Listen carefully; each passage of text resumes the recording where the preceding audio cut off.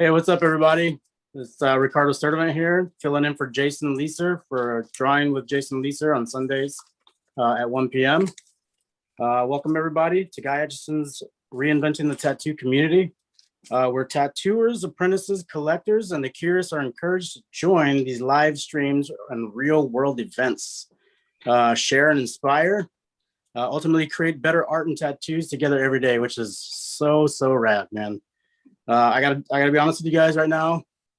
This last 5 days I've got to spend with Jason Leeser, who is at this moment driving back to Pennsylvania. And it's been amazing, man. Without this community, him and I would have never met. We've actually been at the same tattoo conventions, believe it or not, and we never even knew each other. We never even realized that we were at the same convention until we started talking about it this weekend, which is mind-blowing. Either way, we beam out nearly every day, and with your help, evolved into the quality network of amazing live and on-demand tattoo art shows that have all been receiving rave reviews. I'm sorry, I'm gonna grab my drink here real fast.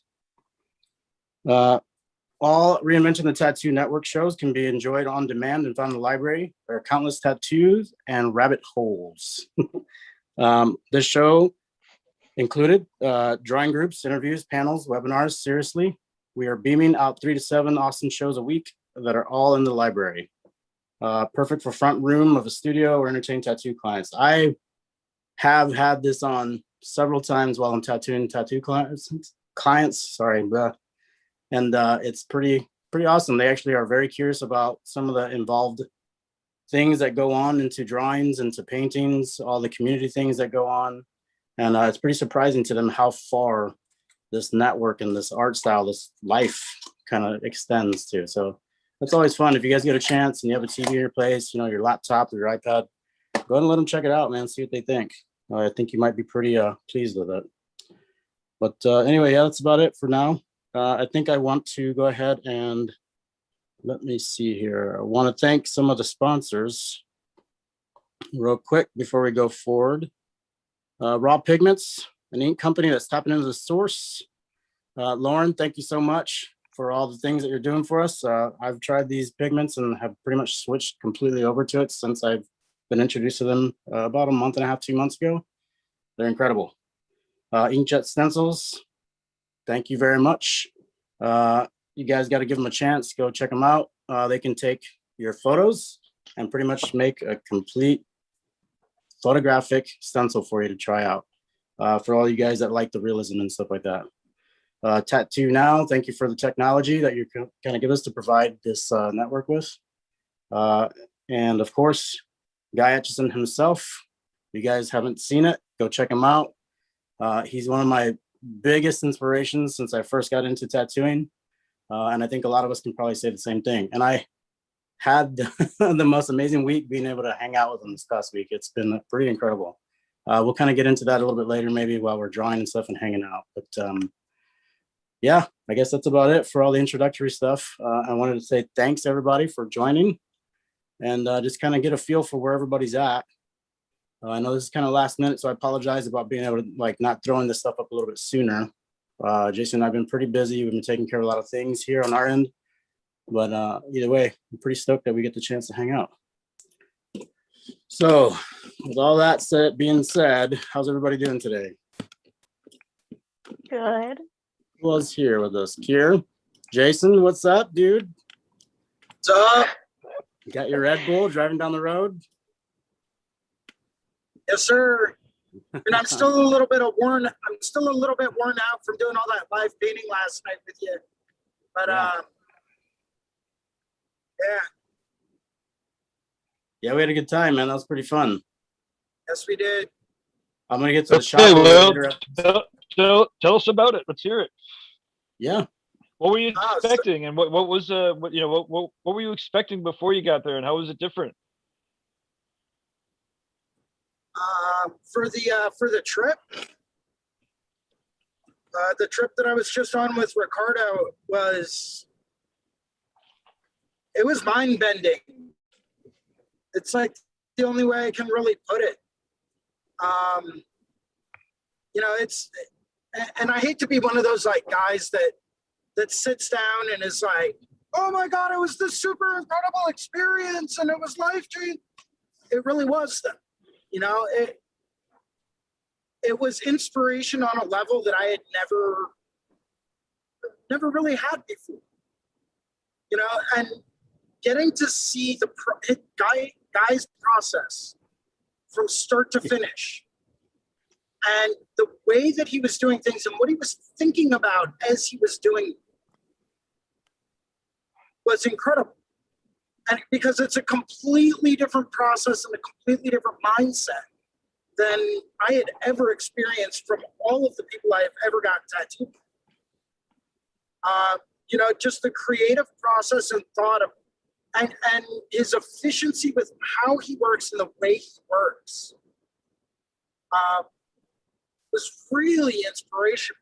And then hanging out with Ricardo the whole time as well.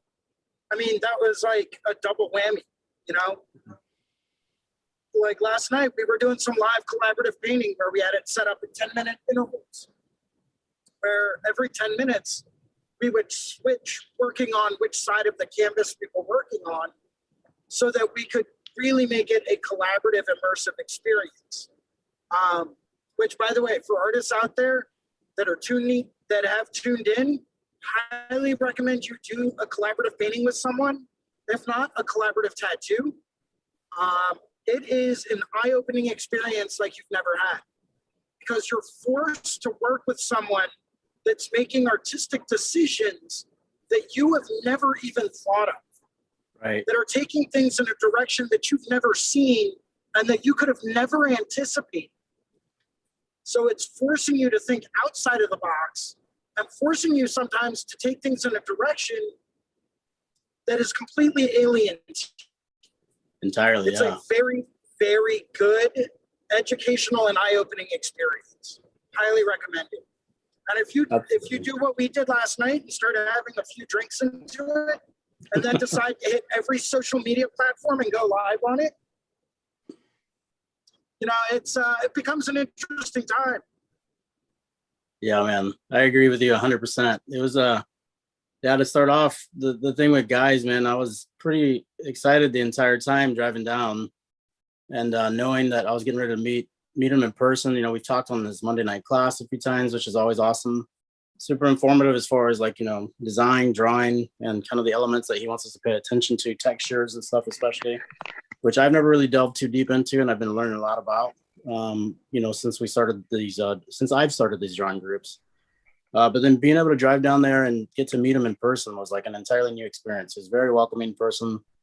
It was really cool to be able to be in that space. So he has it set up. It's very relaxing, super mellow, you know, very inspiring and stuff like that, seeing all the paintings and everything everywhere, all the nature and stuff around us, man. And then, like Jason said, you know, just being down there with him, together with Jason and him together was just an overall kind of overwhelming thing, man. It was awesome. I know that every time Jason and I drove away, we were kind of like a couple giddy little kids just laughing and giggling all the way back to the hotel room and stuff like that. Oh my God, today was awesome. Today was awesome. How cool was that?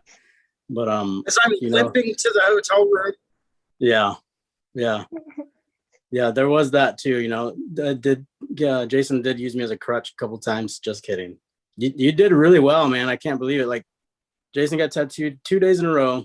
You know, I think it was like, what was it, 16 or 17 hours total or something like that? Something like that, yeah. Yeah, that's impressive as all on its own, you know what I mean? And then for a guy to be able to sit there and maintain the same caliber of attention throughout the entire process was also like very fucking humbling, man. It's really cool. Yeah. You know, one of my favorite things to see, I don't know if that's fair to say, but let me just put it. It's always amusing-ish at someone else's expense, but like when guys doing collaborations with people, right? To your point about his energy level and how he's just fucking, like, if he's doing it, he's on. And you know, so as you guys, I don't know what the experience was exactly like. It's usually meet around, you know, noonish, I guess, right? And then there's you know, some drawings, and then there's a break, you know, then there's the first, you know, part of kind of really getting in, you know, first round of the tattoos, and it gets to be about 10 o'clock, 11 o'clock, and you could see whoever it is. I don't even have to call anyone out in particular. It's like 50% of the people he collaborates with. All of a sudden, you could see them starting to be like, okay, I got here. It's 10 o'clock now, 10:30. I'm getting a little tired here. Like, I don't know exactly how much longer we're going for, but we did get here at noon, and it's pretty exhausting. It's not like this isn't intense. And you could see Guy being like, okay, he's getting into his zone. And then Yeah. at midnight, the other artist, the collaborator, is usually like, oh man, I hope this is going to end. Then he stops. The midnight break, he stops. Guy puts his pen down. The guest puts theirs down right away. And Guy's like, well, I think I've got another hour or two in me. What do you all think? And everyone's just like, oh my God, are you kidding? Okay. We'll keep going. I mean, no one pushes it past where they need to, and sometimes they don't. But it is always amazing to see his energy level and to your point, the attention to detail. Up until to the wee hours. It's crazy. It's awesome though. Really is. Yeah. It's really inspiring. You know what I mean? Like, I thought I had a pretty solid work thing going myself, but then I saw that I was like, yeah, this is nothing in comparison. You know what I mean? So it's pretty incredible. So yeah, you're right, man. And like the attention to detail was awesome.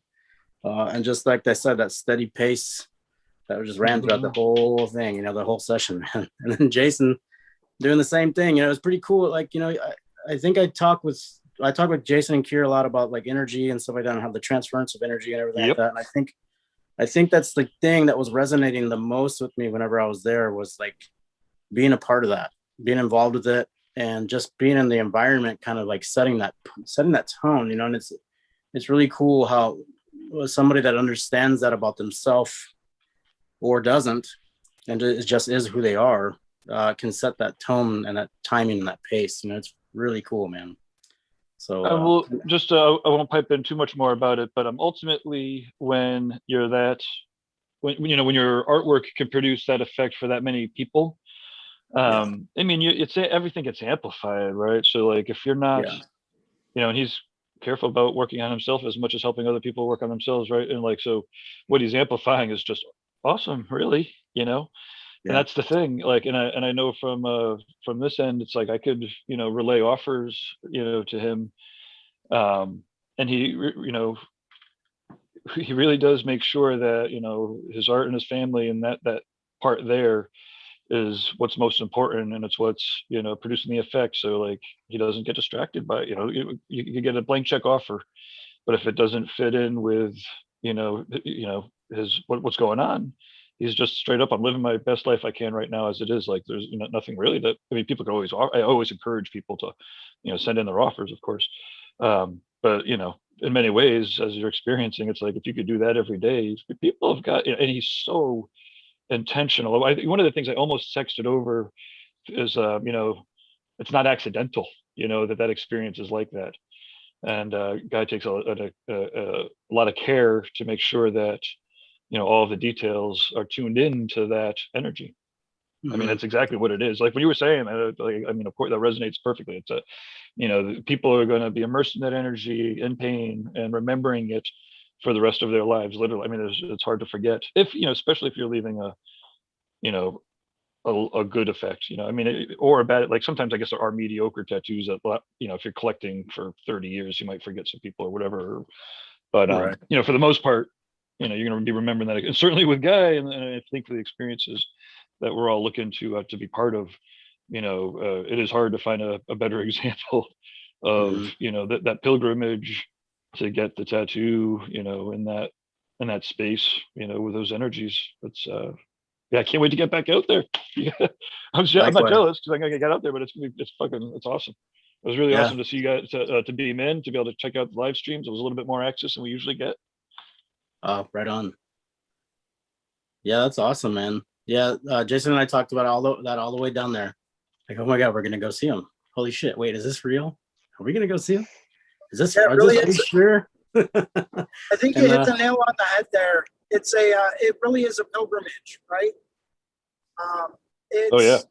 It's traveling with an intent and a purpose to elevate yourself and your energy, to be around people that constantly inspire you. And the only real way that you can express that is through the term pilgrimage, right? It's like, I will do what I have to do to make the trip to achieve this goal, right? And to experience that and internalize it, because it really is and I hate to put it this way, but it's like a lifetime achievement, right?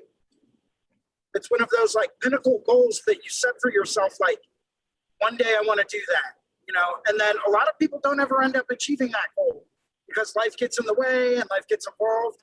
But to make that kind of a commitment and see it through and take that journey, it changes you, right? You know, and 100%. Some people see it, some people don't, but it definitely changed me, who I am, and the way that I view a lot of things. Oh yeah, absolutely. I agree completely.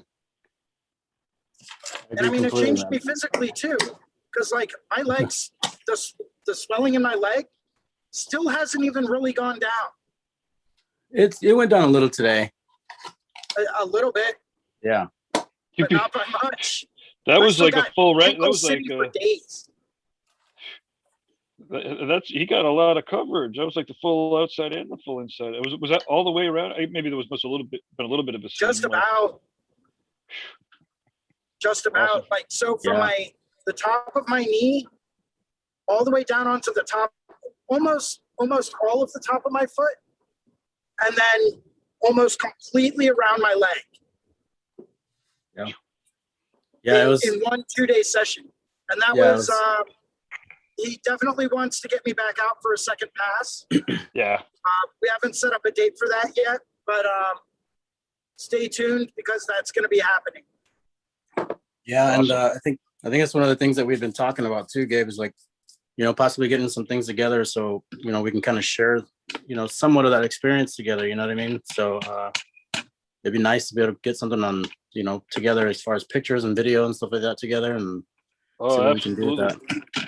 Yeah. Well, and now that you guys have been out there once, you kind of have the lay of the land out there, and you're already participating in all of this, you know, to the point of like hopping on the YouTubes or getting to the different channels, or even just scheduling things.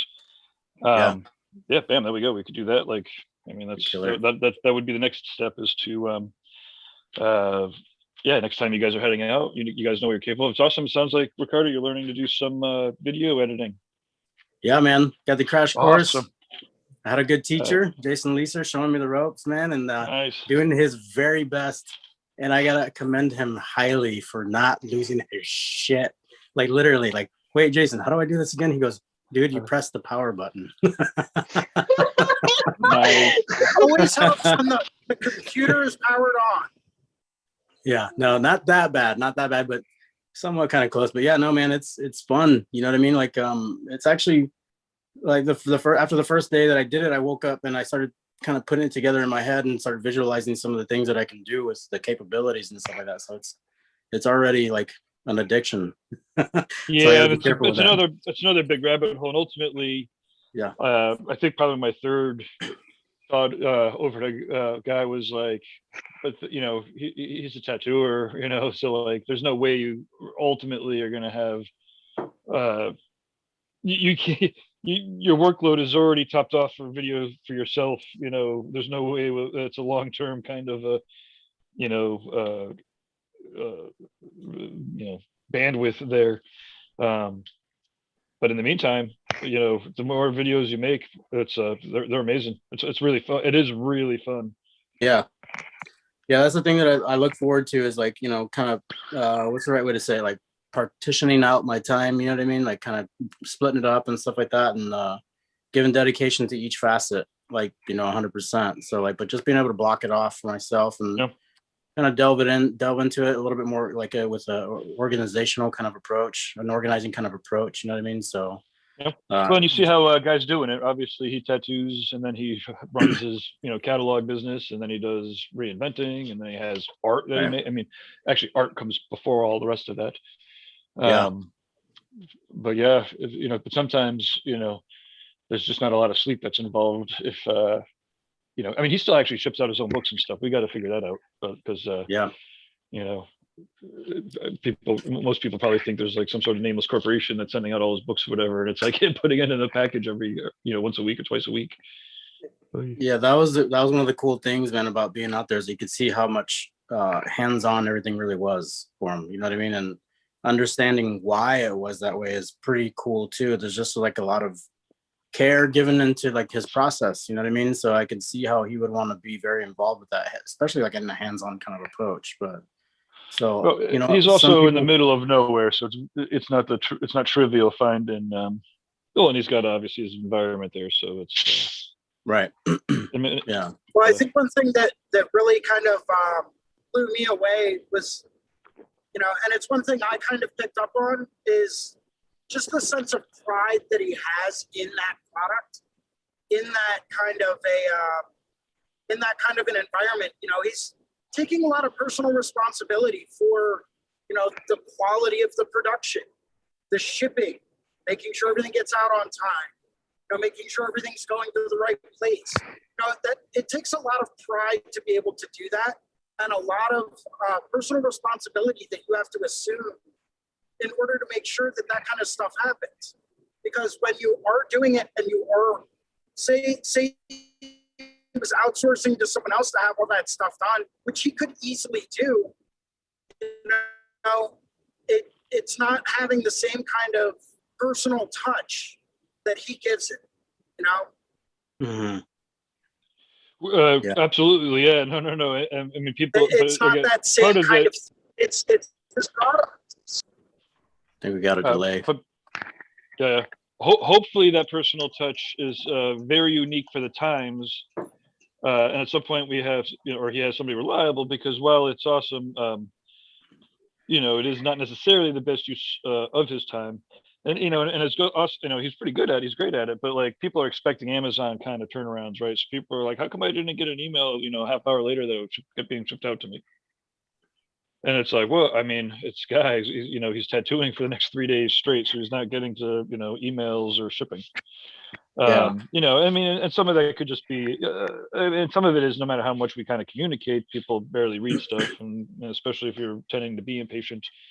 But on the other hand, like I said, ultimately we want to kind of find that happy medium where, like, you know, the books are getting shipped out, you know, by somebody within 24 hours, you know, but guy still has the level of quality that, you know, he's expecting, because as you were saying, like his attention to detail is great.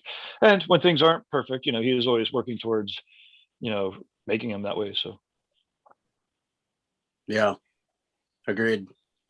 Yeah, and when you say he's tattooing all day, it's like literally tattooing all day. right. Like for real. Pretty awesome. Yeah, man. Yeah, I've got some great ideas for the next time we head out there. Some great ideas for things that I'd love to set up. Some things that I'd love to see happen, like, you know, doing a multicast of Instagram, YouTube, and through the community. Just You know, being able to set that up live for like all three of those to go out live at the same time. I mean, the next time I head out, I'll probably pick up my own little Wi-Fi hotspot, especially that's a because good I'll idea. probably need that in when we go out to Brussels. I'll probably need that, Likewise. especially if we're doing any kind of live webcasting up in Jiminy Peak. I don't know what the Wi-Fi scene is there, but it might be helpful. The Wi-Fi up in Jimmy Peak it's not horrible. It kind of depends on where. It is a great idea to have your own for every, you know, all those spots that you just suggested. You know, even if they have internet, that means that you're in a position where you can actually have like a backup, which is amazing, because usually people don't. We barely get the first, because sometimes internet in those places, even if you can get it, all of a sudden it turns into a fucking ridiculous amount of money. And especially now with the hybrid events and whatnot, you know, having your own personal cellular Wi-Fi hotspot, wicked good idea. Right. Yeah, Jason and I had talked about quite a few, you know, possibilities that we could do out there. Like we got some really cool shots, like behind the scene kind of shots, you know what I mean? And a lot of really fun video and stuff like that, you know what I mean? But it'd be a lot of fun to be able to sit down and talk to, you know, someone that's getting tattooed, the person doing the tattoo, anything that's going on there at the moment, you know what I mean? It'd be a lot of fun to be able to share that kind of experience. You could try to overlap with a day with somebody else just to document. Right. Exactly. It'll be cool. That's a really good idea with the Wi-Fi hotspot, though, Jason. I didn't even think about that, man. That's killer. Me either, dude. It's something Yeah. that I just started thinking about. Like, okay, well, if we aren't going to be doing all of this live webcasting and stuff, you know, through the community, through YouTube, through Instagram, through all of that stuff, you know, it's like, okay, how can I make sure this is going to be reliable? I just keep thinking back to like the Philadelphia convention a few years ago, where, you know, I wanted to go live on Instagram and set up my phone to do some live broadcasting and stuff on Instagram. And you couldn't get on the Wi-Fi. There was no Wi-Fi at all in any respect. And I remember sitting back thinking to myself, like, oh, it's a good thing that I already have like a full weekend booked, because if I had to come up with some reference images right now to take a walk up, I'd be screwed. It's like, hang on, why don't So- you take a walk with me? We're gonna go to the park and take pictures of the bird that you want tattooed. Which is always fun to see, though. Just not on a timeline of, right? Yeah, exactly. Doesn't really fit the timeline of the tattoo convention, though, does it? No, but it's something, you know, even with tattoo conventions, it's something that can be a very beneficial thing, especially because you don't know what kind of an environment you're walking into. For example, when we go to work at the Gettysburg show, the Battlefield Tattoo Expo, I don't know what the Wi-Fi situation is going to be like there. Yeah, But you I could wanna pretty make much presume that any real convention hall is gonna charge, you know, to get to it. Sometimes, you know, maybe one out of 5 times, you might find someplace that's like, you know, reasonable and only charges $15 for consumer level access to the internet. But you know, for the most part, they'll actually try to block any other internets from being in there specifically, so that they could charge money for their internet. You know, and they know that people that are there to do business, you know, will pay for it. That's how they're doing their business. So I would pretty much presume, I think you're on the right track. Let's just presume that, you know, if you want to have steady internet, you know, get yourself a spot. They're not that expensive. It's like 50 or $60, and then how much a month? You know, probably something reasonable a month.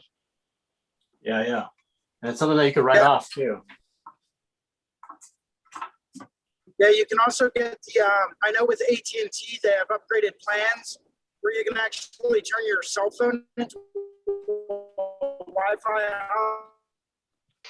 hotspot, pass out your signal. And it No, turns obviously, Jason depending into a on where robot. you are. Yeah, pretty much, man. Skynet is real. No, we were your voice turned mechanical. But yeah, I saw that. I was on my AT&T upgrade, and although I saw it for a little separate little device, and it feels like, well, I don't know, it's probably worth trying them both out. But to have a you know, own little box that's dedicated to just doing the cellular internet wireless, Right. you know, for any of this, seems like that would be the good way to go. It seems, yeah, you know, it'll be pretty fun to start beaming in, you know, yeah, live from the conventions. You should see some of the booth ideas I've got going around. Of course, it's always followed up with, you know, maybe we could find 2 or 3 partners to go in on this. And if we use it 3 months a year and they use it 3 months a year, then we could actually, you know, probably be able to afford this. But we'll cut back a little bit until, you know, maybe 2023. When we do the Rock River and the full-on tattoo gathering, we should have some pretty sweet setups that people haven't seen before in the tattoo world. Awesome. That sounds fun. So October 3rd to the 6th, what do you got? What do you want to do? What are we doing?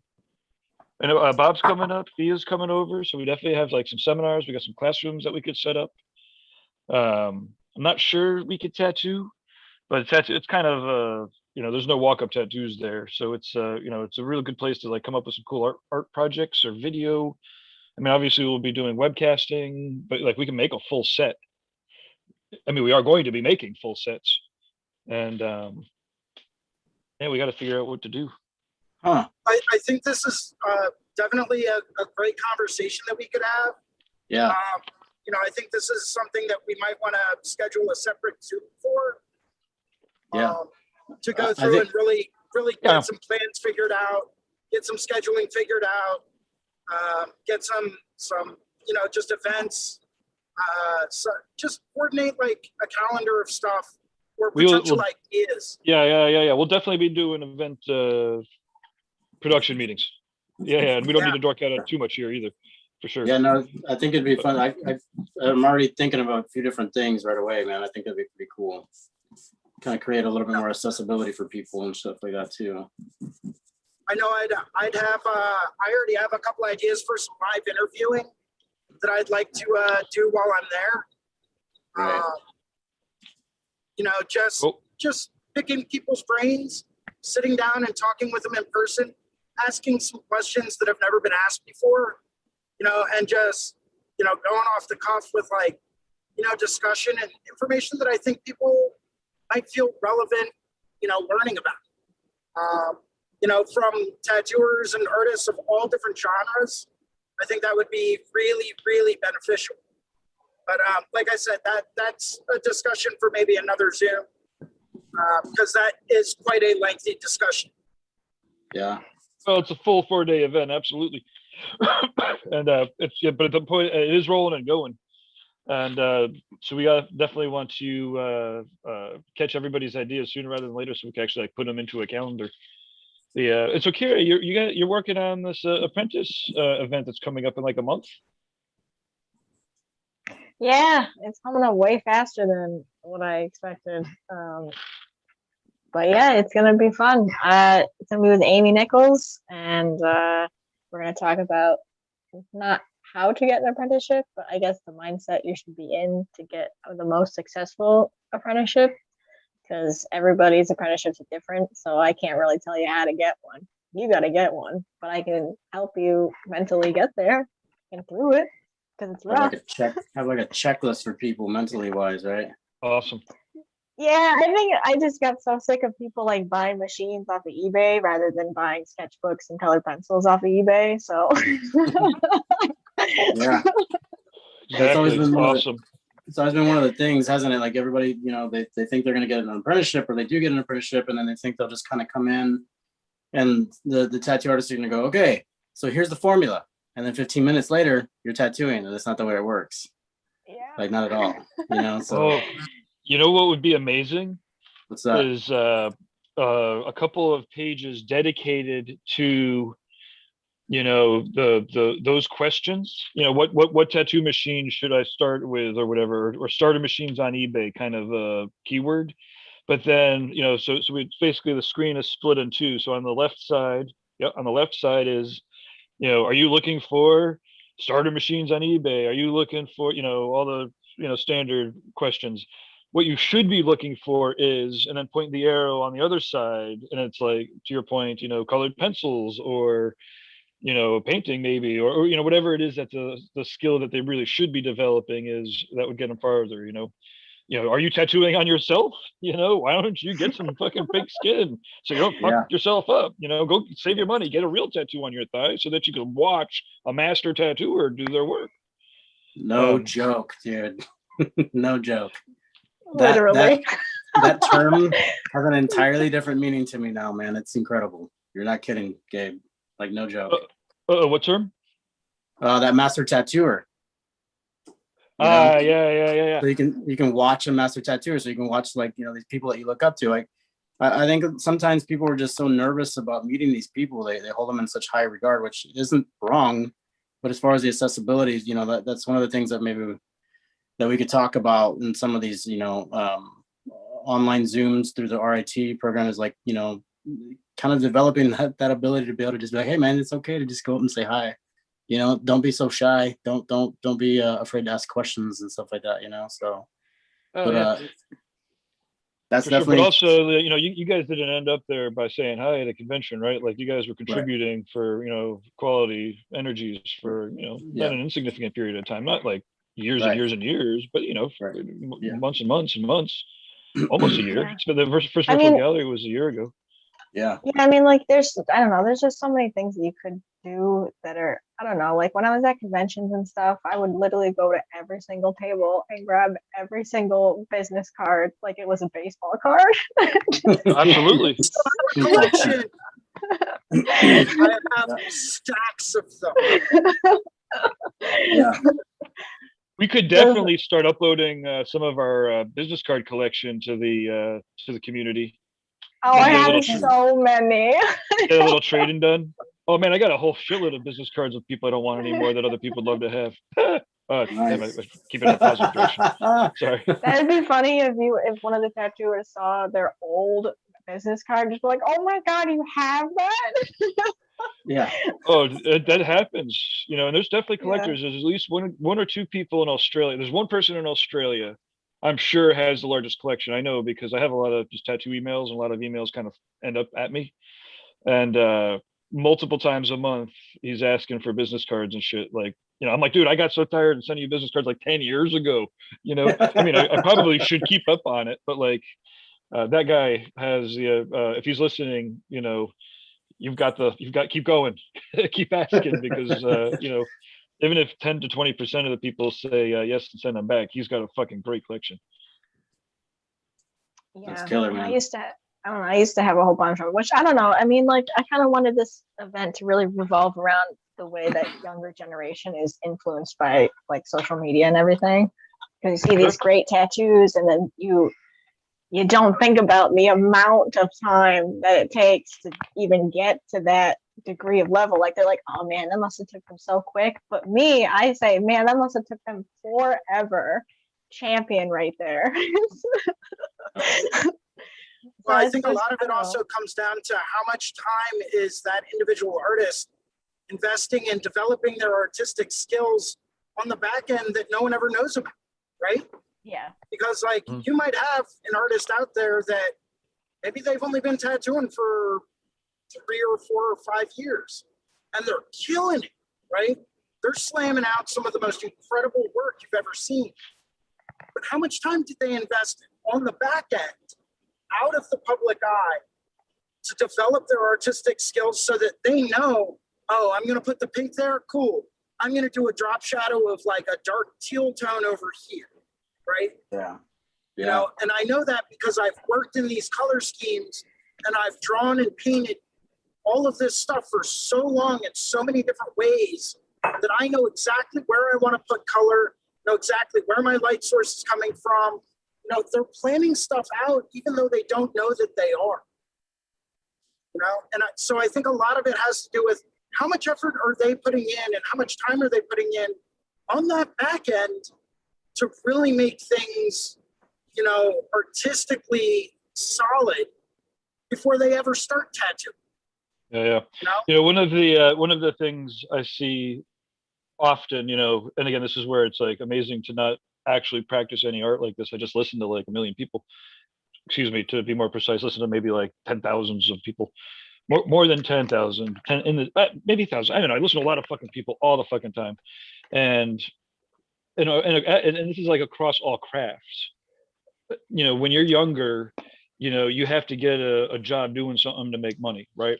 And there are some people that just, you know, again, if it's art or if it's music, you know, they realize, oh man, it's fucking gonna take me a million years to fucking be able to make a living, you know, selling paintings. You know, on the other hand, I can get a gig at the art supply store, you know, and then from there it leads to, you know, or even like, you know, so sweeping them up and at the art supply store leads to the cashier position at the art store, which leads to, you know, learning and seeing the seminars that are going through the art store, and then eventually teaching some art, you know, some basic art at the art, you know, and all of a sudden, you know, your side job is still informing and, you know, and direct, you know, and sideways, you know, still related, not directly, but related to, you know, what your main interest is in. And the same thing with like people that work at recording studios, you know, or start working soundboards and stuff, you know, compared to, you know, working, you know, regular square jobs or just jobs that aren't going to be able to inform, you know, what you ultimately want to do craft wise. And so, you know, sometimes it's a good test on just how dedicated and interested and people really are. Like if they're going to do that entry level job, you know, just to be in the same field, you know, to be learning and meeting some of the people, you know, volunteering at the conventions or whatever, so they get to meet everyone that goes through. Compared to, you know, people who, you know, might take a higher paying job or a more steady gig, you know, doing something else, but they're just going to progress in that other, you know, in their primary field, in the art field, slower. You know, they're diverting their time, you know, making their money, you know, in other ways. And not that either way is good or bad, you know, or you know, morally or whatever. It's and people can certainly get to the different places in all sorts of different ways. But those are just two common stories that I hear a lot about. Yeah. I mean, it has to do a lot too with, you know, you as a person. You know, you can't really get Yes. through your apprenticeship if you're just being so hard on yourself on top of your mentor being hard on you, just because that's just the ropes. So, because then you're just going to drown, and you know, this industry is going to eat you alive if it, you know, if you let it quickly. And the way out is very slow. So it's good to just have confidence in yourself as an artist and figure out who you are without anybody telling you how to do something. Just figure out who you are in general, and then that way, I don't know, you create art that you actually like and you have more fun with it. I don't know. I think it also comes down to your way of seeing, right? Ricardo and I had a lot of discussions this past week about ways of seeing and mental perspectives on things, and how that can ultimately form your mental mindset in this industry, right? Because everyone's going to be critical, right? But if you have the right way of taking that information in and processing it and saying, okay, this person's not coming at me from a very malicious perspective. They're coming at me from a perspective in which they just want to see me do better. And maybe they know I'm capable of doing better. And they know that, well, maybe I wasn't too enthusiastic about the design. Maybe, you know, they can tell that I just didn't put in a ton of effort where I needed to, you know, and they want to see me do better and push myself to be better and do better. That in and of itself, having that kind of a mindset is what really makes it, right? Because when you can take things as constructive criticism, knowing that someone's not trying to be malicious in any respect, they're just trying to see you realize your full potential. You know, obviously there are going to be some dicks out there that are just like, oh, you call that a tattoo? That's not that's never going to last. And it's like, you no, could find them on Tattoo Shop Talk. You could, yes. those you could find that on Tattoo Shop Talk on Facebook. You know, and there are plenty of people out there that have no problems at all nitpicking every tiny little thing and saying, this tattoo isn't good. Look, you've got one tiny little bump on this line. There's a flaw. This tattoo sucks because of that one tiny little flaw. Yeah. You know, we're like, oh, well, you don't have enough black. You know, you don't have enough black. Absolutely not. And don't get me wrong, black is critical. You know, and I posed this question last night. If a tattoo is done and there is no black in the tattoo, is it even a tattoo? Watercolor. But that's a different debate for a different time. But my point is this, right? When you find a group of people, you know, that are educated in tattoos, tattooing, art, design, you know, and the whole process and the whole principle behind it, and you know that all they want to do is see you succeed, then you know that they're not coming at you from a malicious perspective. You know that they're just trying to help you realize the potential that you already have that maybe you don't see, right? So I think that's very critical to every major successful artist. You know, whether it's self-driven or whether it's externally driven, that's something that's going to be critical to succeeding in this industry. Yeah, for sure, man. There's a lot of things that come into that too. You know, like we talked about too. It's also the perspective of the person that's kind of getting ready to get into this idea of becoming a better artist, or becoming a little bit more open to constructive criticism, or even how to handle that. You know what I mean? Like, a lot of that has to do with like learning about yourself, like self-actualizing. I think it's something that came up a lot over the weekend. Jason, you and I were having these kind of conversations, was like self-actualization, you know, like understanding where you are in the process of all this energy that's around you and how it affects you and what you want to do with it. You know what I mean? So that has a lot to do with it too, I think. Like just as So far I as have, sorry. go When ahead. you're done, I've got some comments from the forum here. Yeah, no, go for it, man. Oh yeah. Oh, okay. So Miss Ross says, hey guys, just stopping by and to say hi. Sundays never work for me as I'm getting ready to head to the shop, but I do listen in. Cheers. Have a great day. Heck yeah. Cheers to you. Thanks for dropping by. Let's see, Colty 1992. Hopefully that's your graduate. Hopefully that's not the year he was born. That was the year I graduated high school. It could be. Anyways, Colby 1992. Good morning, folks. I'm glad I'm not hungover. Let's draw. And then carries on to say, yeah, my mentor is very adamant on my foundational skills in drawing. I can see how that could be misinterpreted, but ultimately each of her criticisms of my work makes myself a better artist all around. Yep. You're already on the right path, buddy. Yep. That's a good way to be right there. Nice. Thanks for stopping by. You guys don't be afraid to jump in and like, you know, hang out and have some discussion with us. Jump in on this conversation with us, you know, like it's always fun to get more opinions. And to do so, did you let people know how to zoom in by chance? Or no, so if people are interested in zooming in, they could download the Reinventing the Tattoo app or go to community.reinventingthetattoo.com, and the event schedule there is the first button because it's one of the main points of the whole thing. You click on it and you'll see the event schedule. The first event will be this one if you're watching live, or if we do this every Sunday at 1:00 Eastern. But the Zoom link will be there, and we do not post it out and about and Facebook land or YouTubeville, because then the spammers get a hold of it, and then all of a sudden it's a fucking nightmare in here, and we got to shut that shit down. Anyways, reinventingthetattoo.com and the app stores, events, zoom on in if you're drawing, and then yeah, we can see what you're working on too. Sometimes people get pointers, and it's a lot of fun to see what people are working on. And yeah, every Sunday at 1:00. Yep. That's where I met these guys, and it's been awesome ever since. Can I ask a question? Colty says yes, you can. Just real quick, Colty says he was born in '92. Cheers. Yeah. Awesome. I'm not. It's okay. I mean, I'm not old. Not yet. I don't want to say when I was born.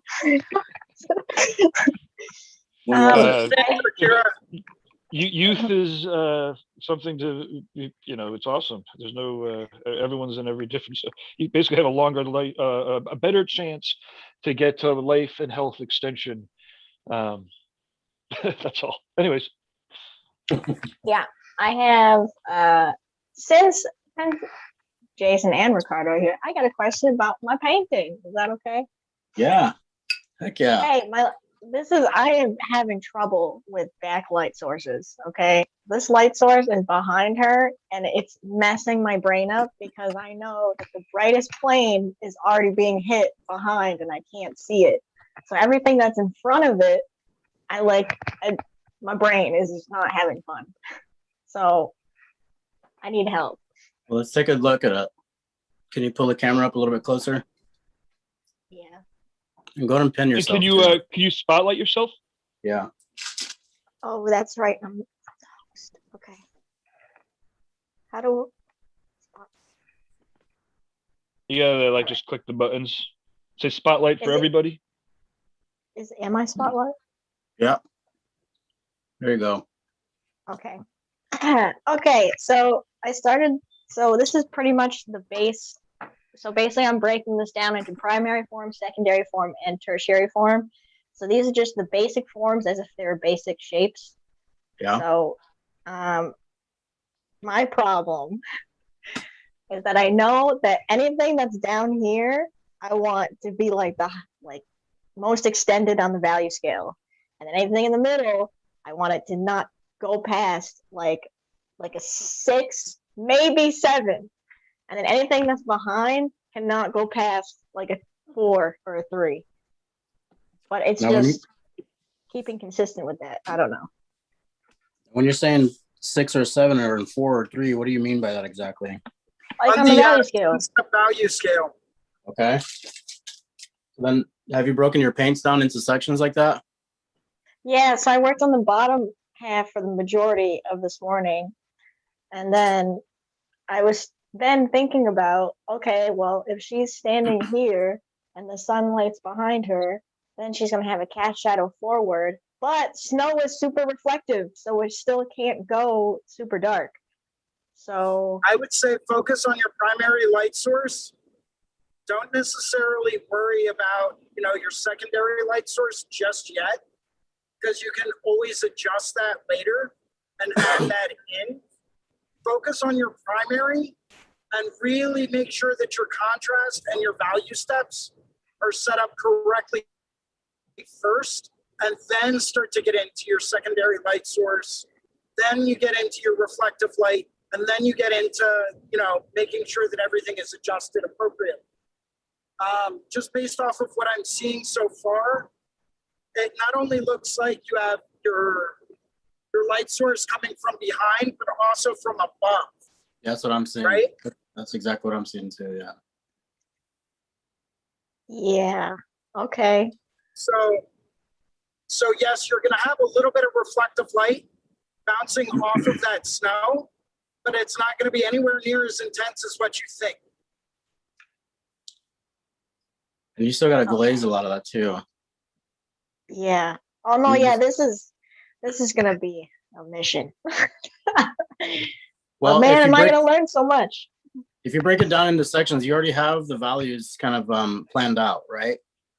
So like if it was me and I was you at this stage, I would go in with that. What did you say in the background, the very background, like a 2 or 3?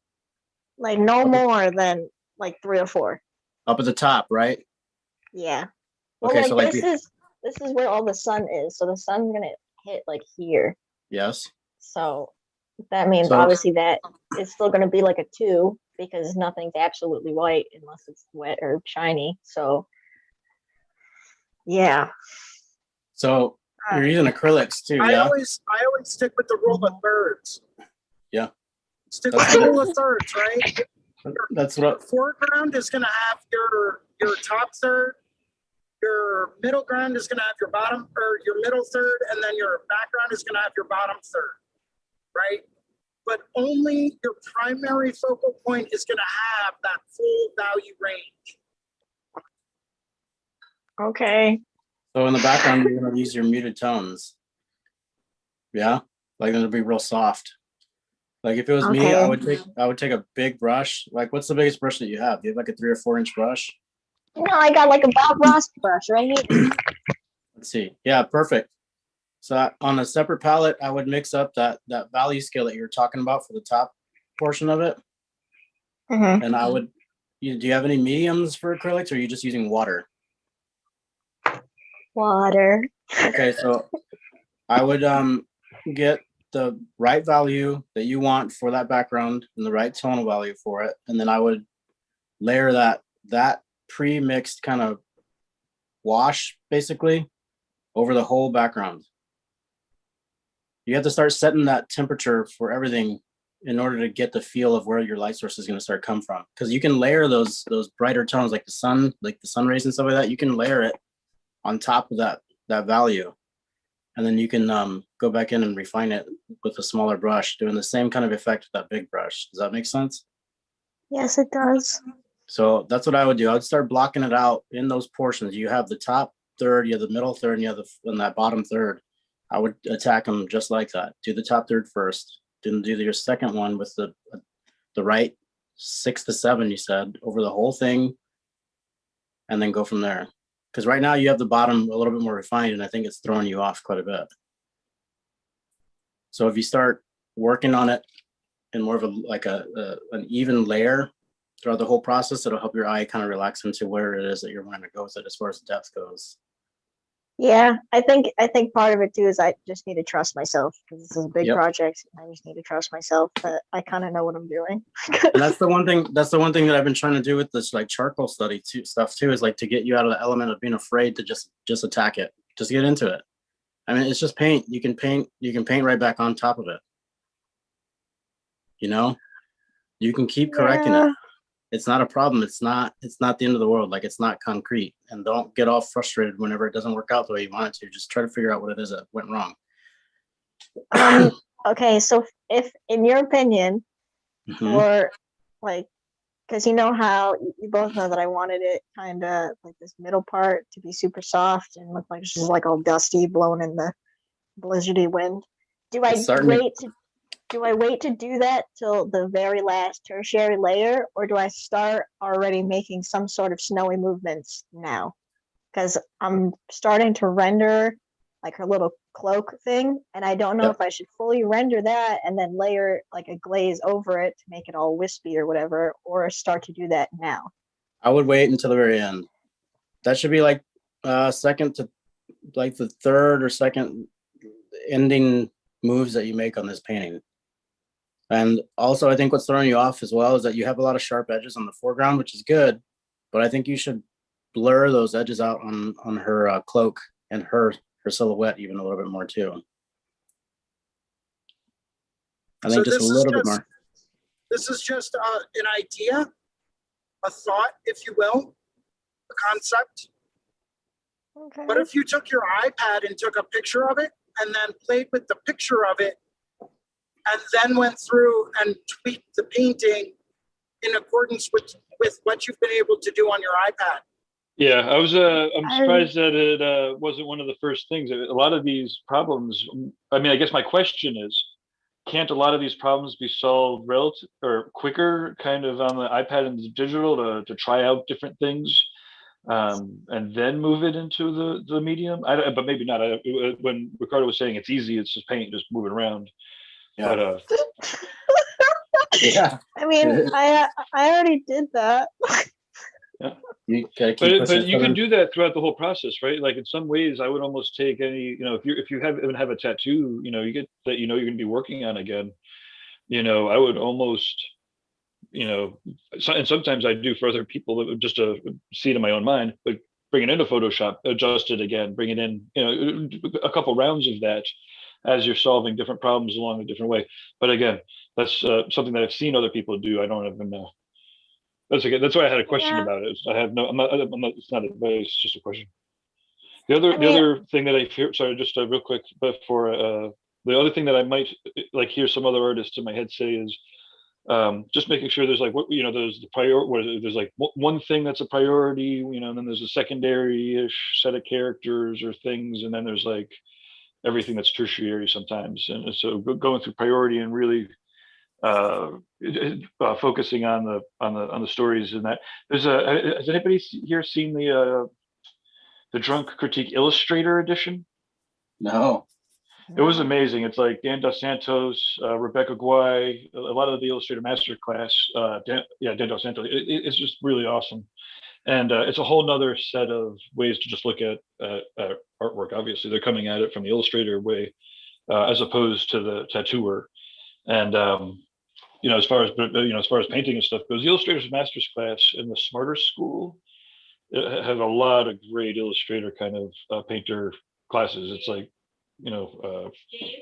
similar to here. Okay, cheers. Yep. What do you think, Yeah, Kara? I don't know. I like using the iPad for things. I just think in these sort of instances, you have to really be truthful with yourself. Is this because you're stuck, or is this because you're just mentally terrified because you really want this to turn out good? That's a good question. That's a good question. There's differences. How would you answer yourself? I was going to say, I've got a comment on that as well. What is it? That is something that you can't have that much attachment to what you create. Yeah. No. You should never have that much attachment. You can't ever be fixated on it to the point that like it's gonna ruin everything. I don't want to ruin this. I don't want to ruin this. I don't want to ruin this. No, you just need to do you. Let it evolve. Let it be organic. Yep. And it's okay to fumble. But don't it's okay be to fumble. attached. Yep. Don't be attached. If Be you like screw water. up, that's okay. That's okay, because you're going to learn and you're going to do better on the next one. So you paint it again and you do it again until you do it right. And like, Learn by I doing. said, it's just, yeah, do or do not. There is no try. I have Star Wars stacks Day. and stacks and stacks of artwork at home that, in my opinion, will never see the light of day, because it's all stuff that I know I didn't do very well, or it's stuff that I know I could have done better, or, you know, it's stuff that I set it aside for too long and I lost momentum with it and it just didn't turn out right, you know, but that's okay, because you scrap it and you move on. You know, you can't have that kind of attachment to any one given work of art. You have to be willing to walk away from it. Oh, okay. Just remember, I'm not attached. Well, think about it like this. For all of those master painters out there, hypothetically speaking, say for out of every 50 paintings that they start, they may get one painting that's actually done to the extent that they really want it to be. Does that make sense? Yeah. Like they might finish a great painting 1 out of every 50 times. you know what? That's a super valid point, Jason. And I think what's happening right now, Kier, is that you're looking at it as like, is it finished already? And I think you should be looking at it more as this is part of the finishing stages. This is what it takes to get to that finished stage, instead of like, oh my God, it's nothing like what I envisioned. Of course it isn't, because you're just getting started on it. You have to keep building it up. Paintings are organic living things. You need to let them evolve. I know. So get out of your mindset and then just start blocking some of that value in. Okay, so how do I stop They- it from looking like it's an up above light source rather than behind? Go in and layer in that entire tonal value you're talking about in the top third, mix it up on a palette, get it right, hold it up, put it on the brush, hold it up to the canvas and see if you're in the right range. And then just wash it over the entire thing. And it's okay if it drips. I'm telling you, dude, I'm not kidding you. Just wash it over the whole thing, that whole background. I promise you, it's not gonna hurt it. You're not gonna destroy it. All you have to do is put the shape back in there. That's it. Okay. Okay, where's the wait, can I use this one or do you want I told you. What did I tell you about round brushes? No round brushes. okay. Wear brushes. How many times I gotta say that? No. No more than 3. Yeah. After you say something 3 times, you don't get to hear it anymore. There you go. That's it. No more.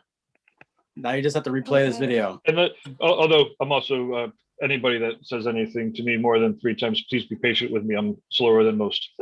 Just joking. Likewise, I'm right there with you, Gabe. I was gonna say, man, it sounds like we're in the same boat. We're in the same dark room.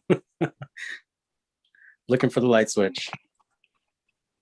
Don't make the same mistakes as me.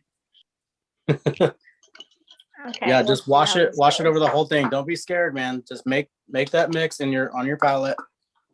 Create like a different section of your palette and break it into those tonal values. Like do that light tonal value, do that medium tonal value, and do that dark tonal value, and put them next to each other on your palette. Okay. All right, let's Okay. do this. And start creating some organization. That way you can get out of this mode of your mindset that is like, it's confused, it's distracted, and you're getting all caught up in the details and stuff. You can't worry about that right away. It's all about I shape. know. It's all about environment. It's all about placement. I know.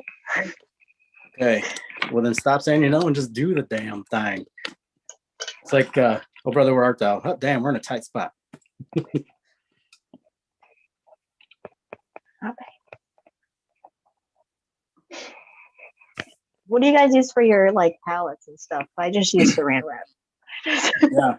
You use saran wrap in a piece of glass or like a paper plate.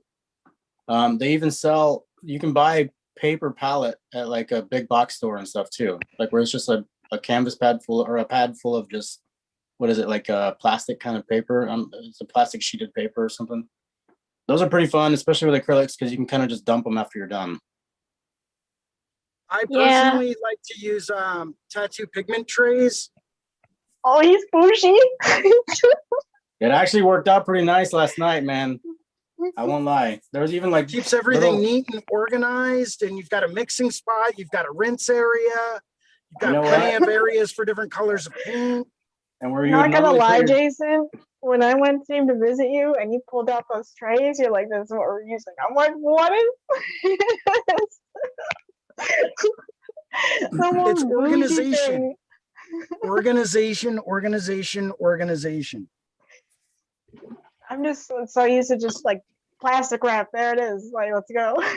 Pulling out these trays. And that the works holders. well, but I like to condense everything.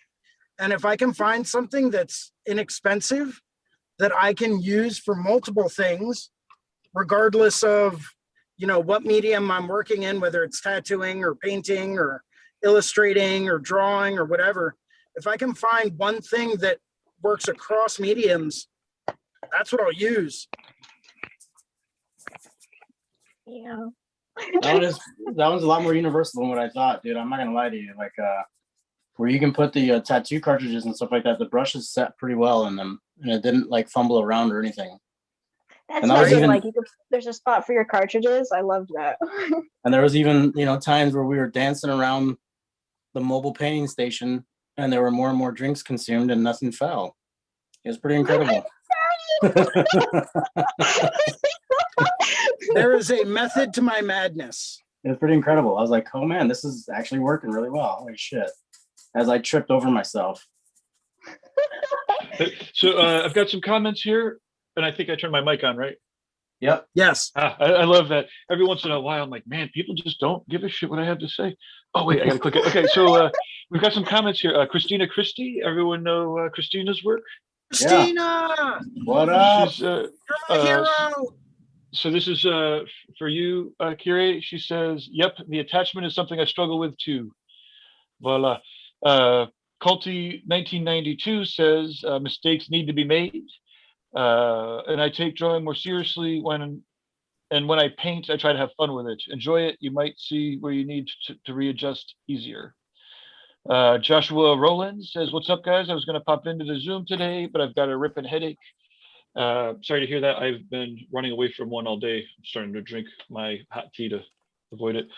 But grab some aspirin, hopefully next time. Tomorrow morning we're skipping the Reinventing drawing group. It's Jake's going to be out on his boat. Killer. Did I hear that right? That Ricardo and I are going to fill in for that? Yeah, you guys could absolutely fill in for that. Yeah, man. We're down. Perfect. I think Okay. Kira will be there too. Yeah, Yeah, well, there we I'll be go. Awesome. Time stops for no one. Change There of you go, host. I man. guess I should have rephrased that. Anyone want to host tomorrow morning, bright and early? There you go. I will. Awesome. I'm I'm going to be off to the caves. Nice. Yeah. Yeah, so I do have a little trick that I've picked up in my time, and I forget exactly where I picked it up. I can't take credit for this idea or this methodology, but it works really, really well. I work a lot on paper, okay, with a liquid watercolor, liquid acrylic, and stuff like that. One thing that I picked up on that I read somewhere way back when was there was this really well-known tattoo flash artist that used to go through, and before he would ever start painting anything, you know, he'd get his sketches on paper and get everything transferred over. He would take a blob of like pale yellow, right? And he would put it right down in the middle of the page. Even if there was no yellow in the whole piece that he was doing, he would put it right down in the middle, like, so that it was completely awkward. Yeah. What that forced him to do is to not really care because he had already screwed up that painting. Now I'll finish it. I like that. And it forced him to not really have that attachment to whatever it was he was painting, because he knew that he could never get that yellow splotch out of it. You know, so if you already have that there and you know that that's not going to change, have fun with it. Be loose with it. You know, lose that attachment to what it is you're creating, and you'll be far more free with whatever it is you're creating. Boom.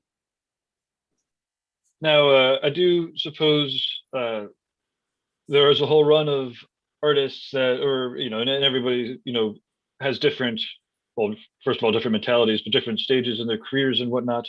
You know, sometimes tattooers, you know, you really have to have an unattachment to your tattoos, right?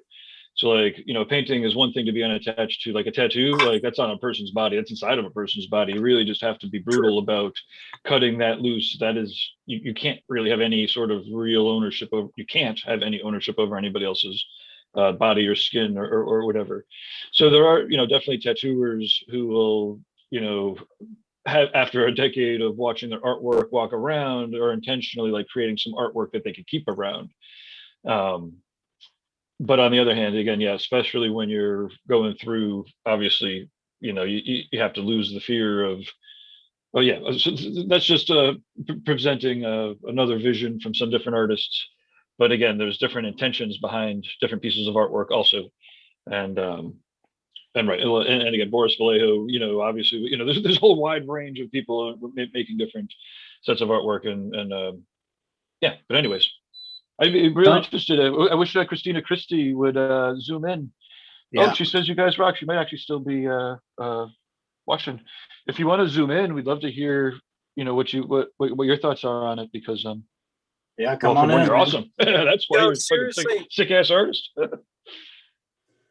Yeah, we do miss you jumping into these drawing groups, Christina. You know, your insight, your attitude, your energy. We'd love to have you on a lot more often. I understand the fear and time commitments and life, and you know, we get it. But you know, we would love to have you hop in, you know, far more often if you would be willing to. Yeah, man, I freak out almost every time I'm in front of this camera. But it's all good. I mean, if any of us wanted to, you know, be on TV or be actors, we probably would have, you know, gone that route. Right. Yeah. You know, in some ways, this is different. It's a different role too. You know, it's also hosting. I realized this the other day when I did the full intro without pressing go live.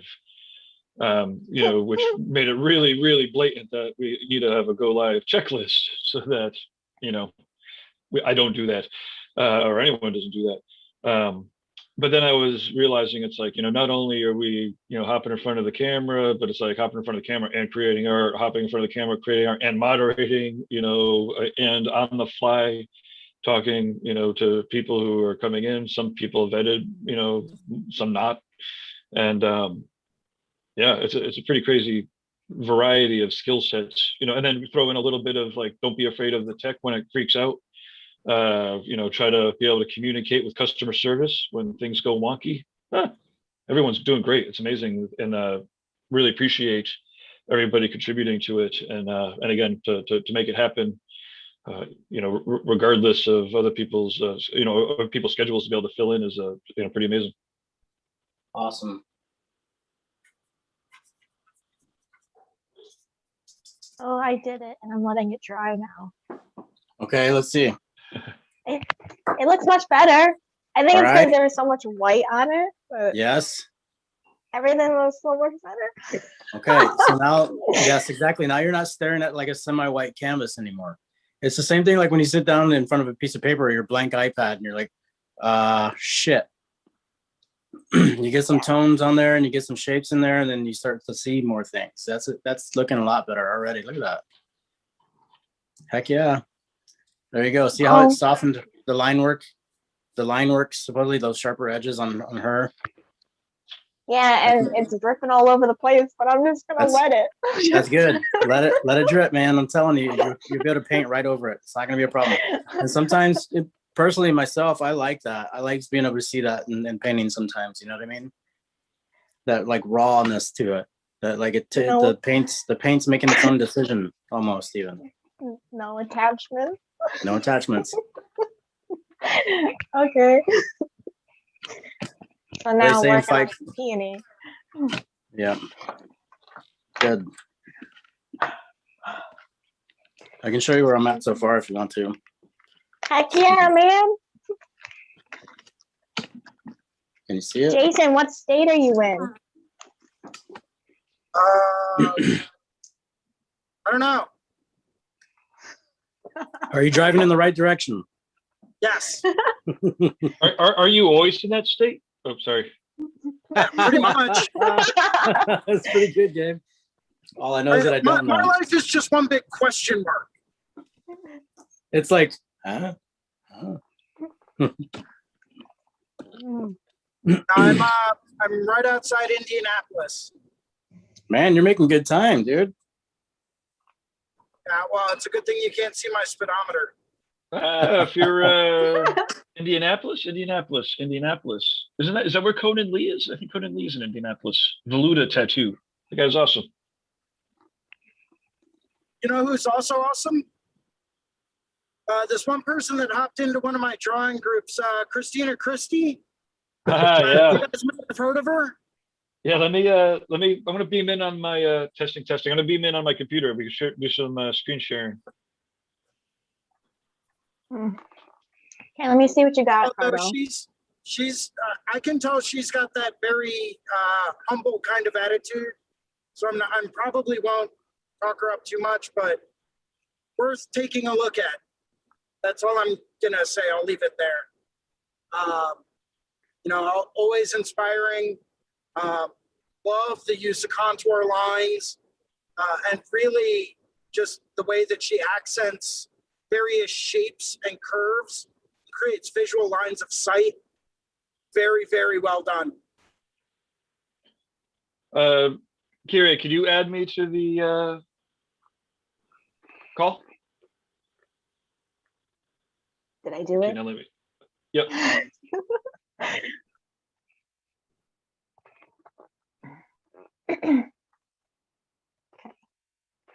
Can I see your reference picture? I don't think I saw it on RG.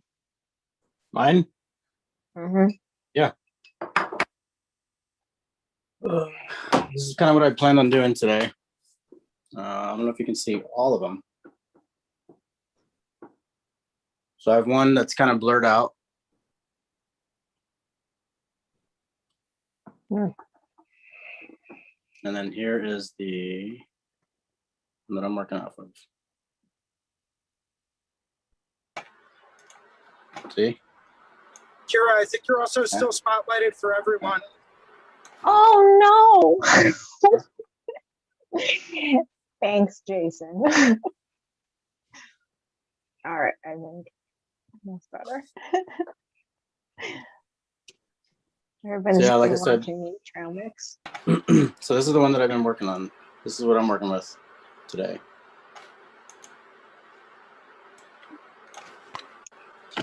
Wow. You see? Okay, so when I was watching you earlier, I liked how you told us this last time. You Yeah. Mush in the general shapes, and then you take your kneaded eraser, and then you start building the highlights from there. Right. Appreciate that. I like that process. That's what I'm saying about your painting. It's the same thing that I would do in a painting too. So like, but I break it. So here's what I did though. I wanted to show that method. Like I made, this is one that's, I don't know if you can, how well you can tell, but this one is, I blurred it out. Oh, hold on. I blurred the skull out, the image in Procreate, right? And then I went through and I started showing people, I wanted to show people like how and what shapes I pay attention to whenever it is in a blurred kind of field of view. And that's what happens whenever you kind of squint your eyes at an image, you know? Yeah. You kind of get that When blurry- you told me that Yeah. Gaussian blur thing, Yeah, that's what I use there. is amazing. Yeah, what is it? It's yeah, I said the same thing yesterday. I was like, what is it called? And Jason's like, the Gaussian blur. Gaussian blur, that's right. Gaussian blur. He knows Right. all the fancy terms. After Gaussian, you have to say blah too. Gaussian blah. Literally. I believe it's pronounced Gaussian bleu. Blah. Blah. Yeah, thank you. I like using that method. You know what I mean? I like using it in all my drawings and all my paintings and everything, because the more I started painting, the more I realized how much simpler it is to kind of focus on those, to make them unidentified shapes, or not unidentified, but an unidentified image as far as your subject matter, and then focus on those general shapes like a square, a Pleasing circle, shapes. a triangle. Yeah, like the fundamentals, like as far as the fundamentals go, the shapes. When you add, how does it work? When you add two circles together, you get a sphere, right? And when you add a circle and a triangle together, you get like a cone. When you lay it on top of itself and you have let me show you. So you have a circle and a triangle and you get a cone, right? It's simple. I mean, yeah, that is true. Yeah, it's super true, but it's super easy.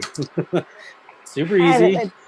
Yep. And that's the way it works that's the way it works whenever you're doing these drawings, and whenever you're doing these, like anything you're working on, a portrait, a bird, a cat, hands especially. People get all confused when it comes to faces and hands, but it's because we pay so much attention to them. We see them on a daily basis. They're a form of communication.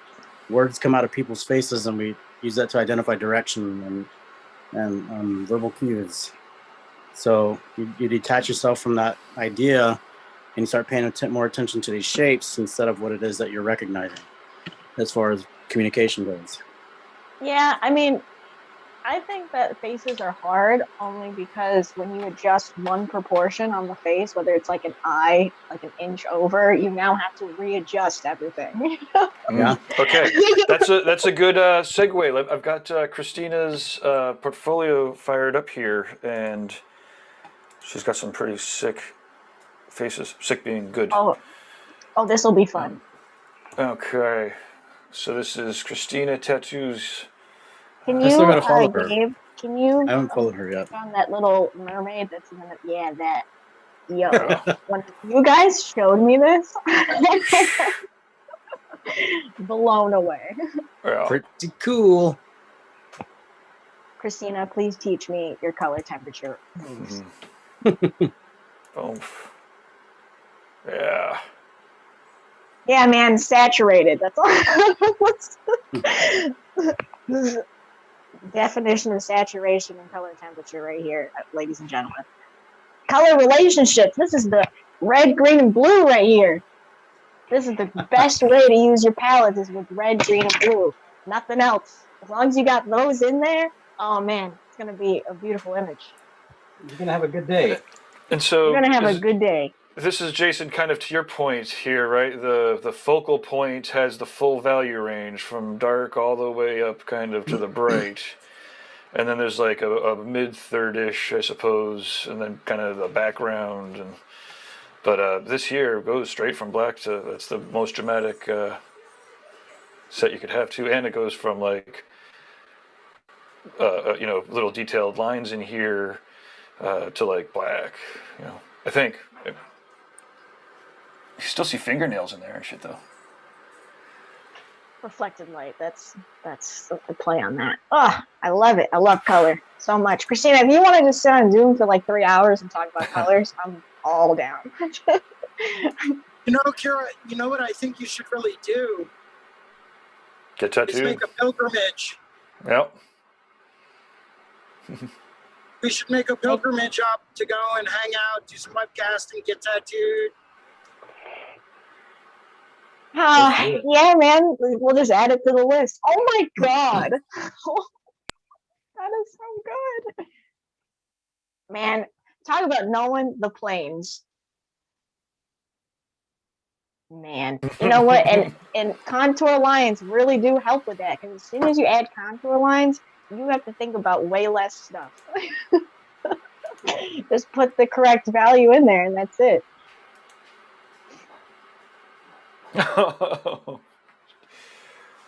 77 weeks ago, so clearly this is, I'm not even 6 images down, this is all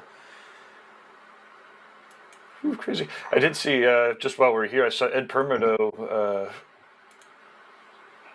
liked it or something. Ed's another awesome tattooer from I knew from back in the day. Ah, look at this. Ah, fuck off.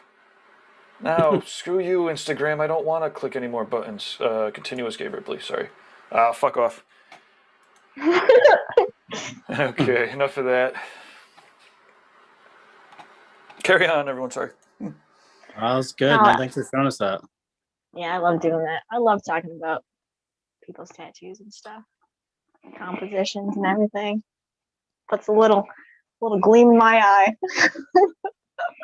eye. Just makes my day brighter. Yeah. Yeah, like when I go to tattoo and then come home and just talk about tattoos, while I'm drawing tattoos and watching tattoos, and then sleep, dream about tattoos. Sounds like you're on the right path. You're welcome to my life for the past 20 years. Yeah. Literally. There was like 3 days in 25 years, and it happened over the last in the last 6 months. But it was only maybe it was 48 hours where I was like, how many more like seminars or podcasts about tattooing could I possibly listen to? Like I almost had overload. I was like, there's almost nothing more to talk about.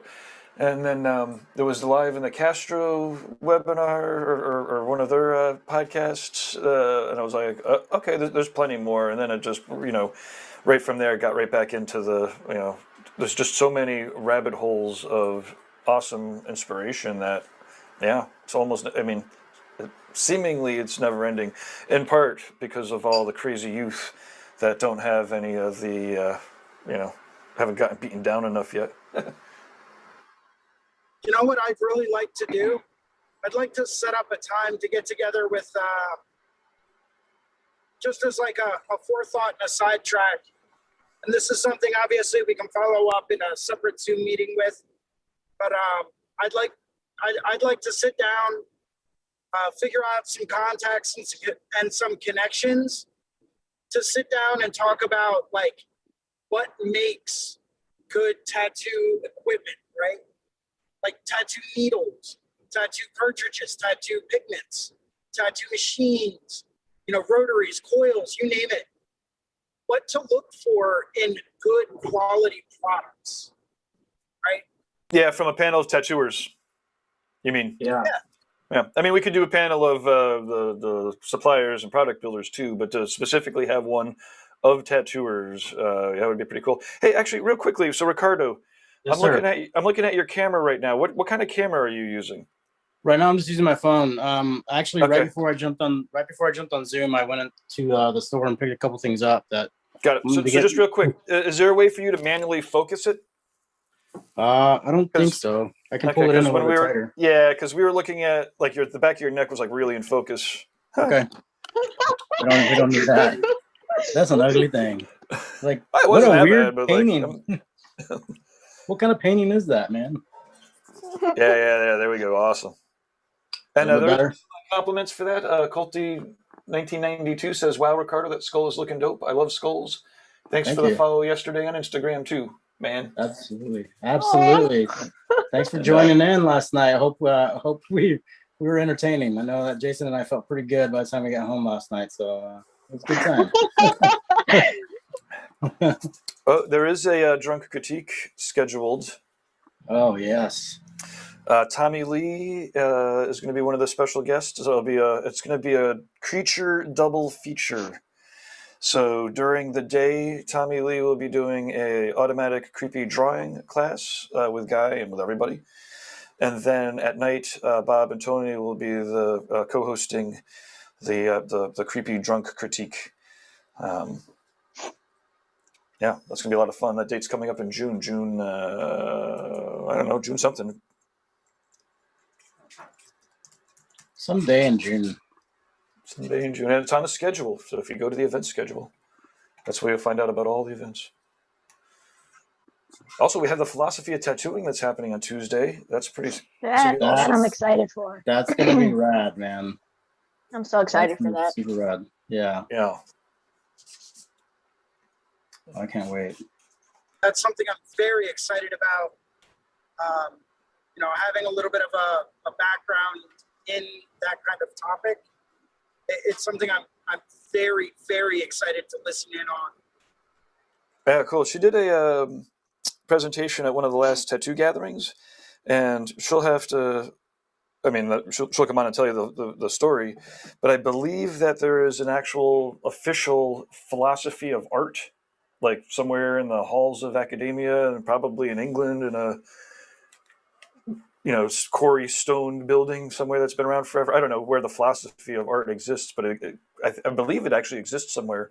And after a couple of years of interviewing and dedicated study to it, I believe she officially submitted and was accepted to have the philosophy of tattooing included in there. Nice. So, either that or it got shot down. We'll have to talk to her to hear the real story. What was that?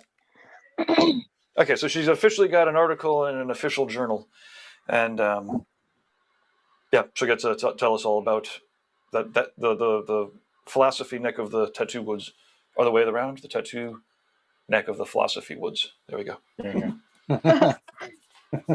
Yeah, that's It awesome. works. I love that topic. Philosophy, philosophizing. Yeah, sometimes you hear some good quotes and you're like, wow, I was moving. That was deep, Ogre. That was a real way of life right there. You've probably never seen Nerds, have you, Kira? No. I did watch Scarface for the first time, though, the other day. Yeah? I know I What'd you probably think? gave a lot of people a heart attack just now, but I did. I thought it was good. I don't know. I liked it. It's I no thought it Butch was- Cassidy and the Sundance Kid, but No, Right. I mean, those types of movies are kind of always been part of my favorites. So I did enjoy it. I thought it was, I don't know. I did like it a lot. That's all I can say. have you guys brought up The Wire yet in that context? I Of haven't. like, The Wire is unbelievable. Jason, you've seen The Wire. You're from that neck of the woods. Yes, sir. Yeah, I mean the guy that wrote it must have been a crime writer or a newspaper in the newspaper circuit, or somehow he got the inside view of like all of the different characters straight from the high rise ghetto fucking crack factories. I guess it was heroin. This is like 20 years ago, 25 years ago, maybe. The Wire. It's called The Wire because the cops are like trying to get a wiretap. This is before like the Patriot Act and everything. You actually had to get a wiretap, so it was like a big deal to like try to get a wiretap on somebody's phone 25 years ago. And, but it's cool to really get a good peek into the different aspects of the way shit really goes down. It's a kind of Game of Thrones, like in that kind of, context. But anyway, so for it's a bigger commitment than Scarface.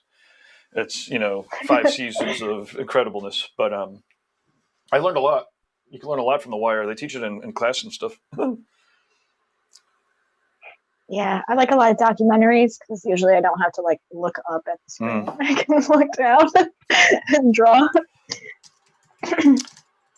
But I had my second shot, so I took that opportunity to watch a couple movies I haven't seen. Awesome. Okay, so I'll pop in one awesome documentary. It was released in 1997. It's called Fast, Cheap, and Out of Control. Anybody hear that one? Fast, Cheap, and Out of Control. They basically he interviews like 4 or 5 people.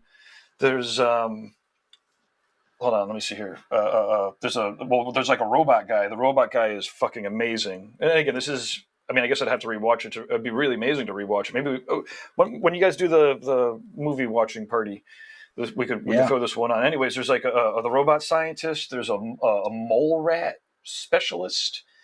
So somebody who's like just really dorking out on mole rats. A topiary gardener. So it's like I don't know, like it's really old topiary gardener who's like I mean, one of the things I remember is like, I don't know who's going to take this on after me because, no one's got the patience to cut the hedges the way I do.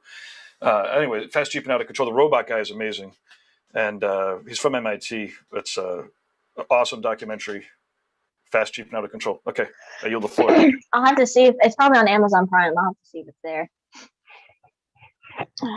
I just started watching a documentary about like trees recently too on Amazon Prime. They're talking about how they're all showing that they're interconnected, like underneath in the root system, like they're all part of like one big tree. It's incredible. But they might be like, you know what I mean? Trees? What's that? Are they happy little trees? Well, apparently they're happy little tree families. Yeah, well, they could communicate it to each other, right? And they use like the fungus is also an agent of travel or communication or signaling. Right. Yeah, they're like using the fungus to like pass kites like in prison or something. You know what I mean? Like it's crazy. so you can kind of use that to I don't want to get into a vegan discussion, of course, but you could almost use that to pass right on through and be like, look, everything is interconnected. Yes. Like that lettuce there is talking and like it doesn't want to get eaten. But on the other hand, it would gladly, use your decomposed body as nutrients to make more lettuce. Yes. We are part of the whole earth, the Gaia, Yeah. clearly it seems like it would be hard to argue against it. Yep. Yeah. Yeah, I'm excited to kind of delve back into that one. I started watching it before I left with Jason, and I didn't get a chance to finish it, but I'm pretty excited to check it out, man. It looks pretty interesting. That's where I kind of like ended, Gabe, was where they were talking about how they were using the fungus to kind of communicate information back and forth to each other, like even like family lineage and stuff like that. It's incredible. It's incredible. So I can't wait. Interesting. It's definitely not Scarface. Yeah, definitely not Scarface. So. Definitely not Scarface. So, but, I mean, I don't know. I was watching it and I was really into Tony. I was like, oh, he's a cool character. I like this. And at the end, I was like, he's such an asshole.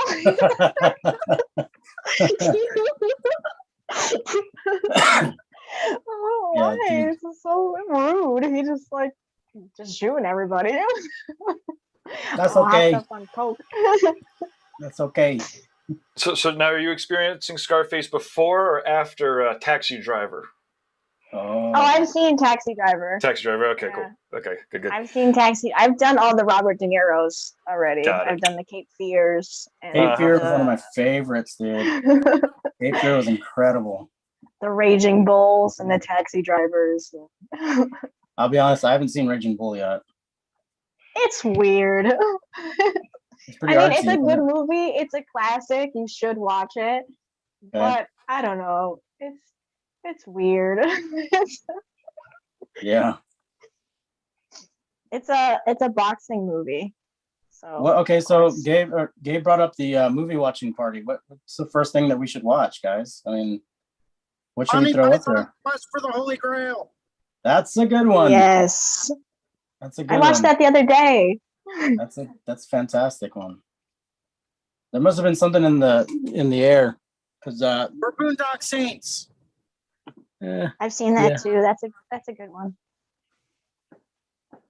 That's an interesting. Wasn't that a comic book? I'm not sure. So. Correct me if I'm wrong. I think that was that a comic book first? Tenet? Tenet's pretty good. Yeah. I haven't seen that one. No spoilers. I haven't seen it yet. Oh, it's a long one. It's a long one. It is, and every time I'm about to get into it, I'm like, I want to be fresh for it. I don't want to be like tired. And I wake up at like 4. Sometimes I'm going to watch it at like 4 a.m. when I wake up first thing one of these days. Because like I don't want to get into it at 8 o'clock at night and be like tired and shit. Let's do an early morning movie review, man. I'm up at that time too.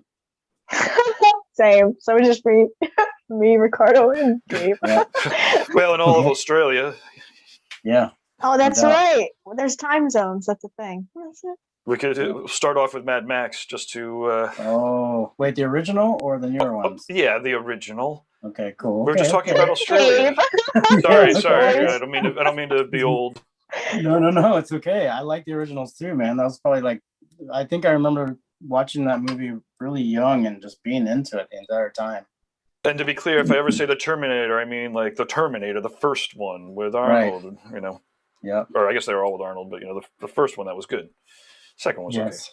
Second one was okay. It's not too bad. Yeah. Definitely wasn't the first though. First one. I remember the first time I saw that I was a little bit too young.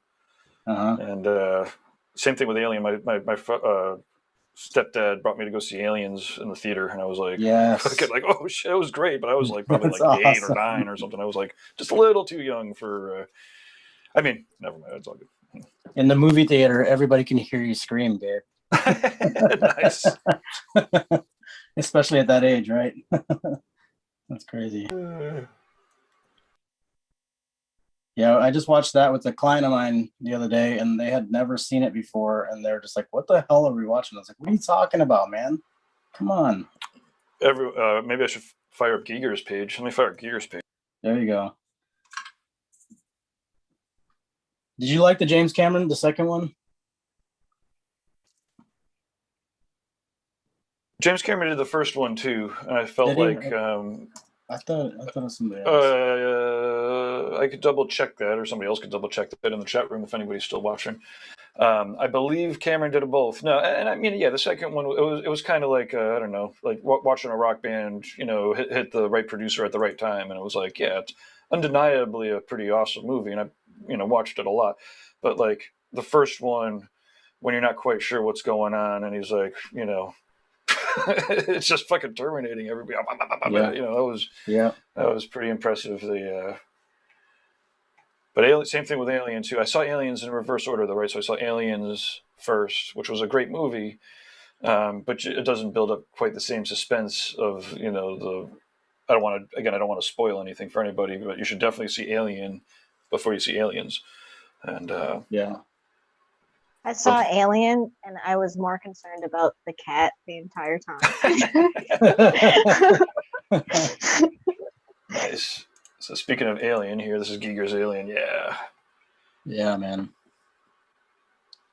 Incredible. If Bruno was here, he'd be like, that's super biomech.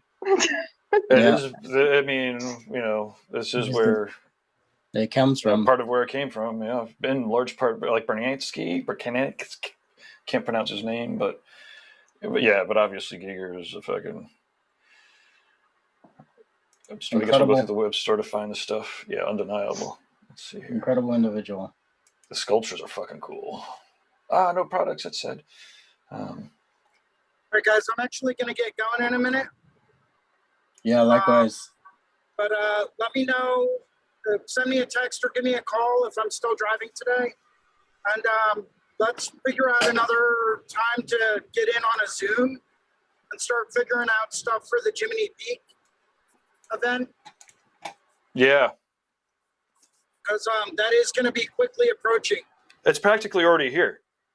I know. All of a sudden I'm like, wait, those nightmares that I have? Like, I don't have nightmares of being naked in the middle of the mall or nothing. I have nightmares where I'm like, I'm at Jiminy Peak and I've got, oh, wait a minute, people are showing up? I didn't expect people to show up. Oh, shit, people are expecting things to do? I need to make sure there's things to do. And there are things to do. I'm not saying there's not things to do. Anybody that's listening, that we have things lined up. But I do need to actually, my tendency, not my tendency, the thought of it being a BYOB, I'm like, it's a picnic, a BYOB. I don't need to well, I didn't, I was like, it's a BYOB, but then now I'm like, wait, it's a real event. I've got, music that's getting booked. I've got seminars that are booked. People have the rooms booked. I've got rooms to decorate. This thing is fucking on. Oh my God, it's 4 fucking months away. But on the other hand, we stream out and we do this stuff, 5 days a week anyway, or 7 days a week anyways. So it'll be fun to kind of set up. We have tons of space, and again, it'll be cool. So it's definitely worth a meeting. So we want to make sure that, and we have more than enough time to put together a program that'll be, pretty sick. Awesome. Yeah, just keep in touch and let me know when you guys want to get together and start talking about that. And, getting all that stuff figured out. And I'll be happy to be there. Cool. Sweet. We're gonna be safe, Jason. Guys, will do. Take care. Have a great day, everyone. You too. Hi, Jason. Bye. Well, guys, I think I'm gonna follow suit. I got a client that's gonna be coming in because he can't make it down on Memorial Day, so I'm gonna work on him today instead. Sweet. But Yeah, man. Well, it's been an hour and 45 minutes. It's probably a good time to call it. You want to get the camera on you and do a closing of the show? Hold on, let Yeah. me spotlight him. Oh no, on the spotlight. Hey, there you go. How's it going, guys? My name is Ricardo Sturdivant. I'm from Normal, Illinois. You can find me on Instagram at Candor Tattoo. Gabe, again, man, thank you. I can't thank you enough for this opportunity. It's been amazing, incredible. I'm beside myself. Like every day that I wake up, I get these new opportunities, man. It's fucking great. But yeah, thanks for reinventing the tattoo. I appreciate everything that you guys are doing for the community. It's really cool to be able to get together. You guys don't be afraid to jump in whenever we're doing these shows Sundays with Jason Leeser at 1 o'clock Eastern. Monday mornings with Jake. Drawing sessions at 8 a.m. Eastern time, and Monday night drawing sessions with Guy at 9 o'clock Eastern. Give us a holler, man. If you guys have any questions, just drop a line. Kier, thank you very much for tuning in too. You're welcome. But Okay, cool. I will spotlight myself, I guess. Okay, hello, I'm Kirsten Franklin, and I am from Western Massachusetts. I am first-year tattooer, but I am involved, as the definition states. I do Thursday night fundamentals on RIT, basic spheres, squares, all the fun stuff that's just roundabout basics that everybody should know, whether you're an apprentice or a master tattooer. It's always fun to go back to your basic fundamentals. I'm also hosting an event with Amy Nichols, June 29th at 12 to 2. We're going to be talking about apprenticeships and how you can get ready to mentally prepare for one, supplies, what you should be doing to prepare for one, and how to achieve that goal for yourself if that's what you want to do. Thanks so much, Ricardo, for doing this. I had lots of fun. Thanks, Gabe, Guy, Lauren, all the RIT crew. You guys are awesome. You guys are the best. And yeah. Awesome. Thank you. If you want to pin me, and then I'll talk about the sponsors a little bit that help make this actually happen. And then I'll let you know when to click the button. I'll have to do the whole wave. Okay. And then I want to thank, of course, Guy Aitchison for making this possible, guyaitchison.com. And then to our sponsors, let's see, we've got Inkjet Stencils, inkjetstencils.com, where you can do all of your artwork for your next tattoos on your iPad or your computer, and then print it out through their eco-friendly, I think it's an Epson eco-friendly tank. It's pretty awesome. Inkjetstencils.com, you actually can get some samples from them. So before you invest, you can get an idea of the way that they work. And let's see, we've got Raw Pigments from California. They're getting their pigments right from the source. They are acrylic free, which means they don't dry in the cap, and they are vegan. And yeah, you can check out Lauren's doing some interviews with raw pigment artists all the time now. So check it out. They're in the library. Then we've got tattooeducation.com, tattoonow.com for computer techie needs. And now that we're caught up with reinventing technology, we're getting back to our website clients, and we're also doing search engine optimization work, as well as CRM client management-y stuff. So so Tattoo Now for technology needs, tattoonow.com. And yeah, check out the YouTube channel, the podcast, Reinventing the Tattoo. Leave your positive reviews on any of those channels. These are all brand new, so it really helps with the rankings. We love your constructive criticism, or if you're interested in sponsoring Reinventing or bringing Reinventing to your event or studio, management at reinventingthetattoo.com. Okay, now we go to the split screen. Everybody waves. Oh, wait. Christina, you're the one that has to click the stop.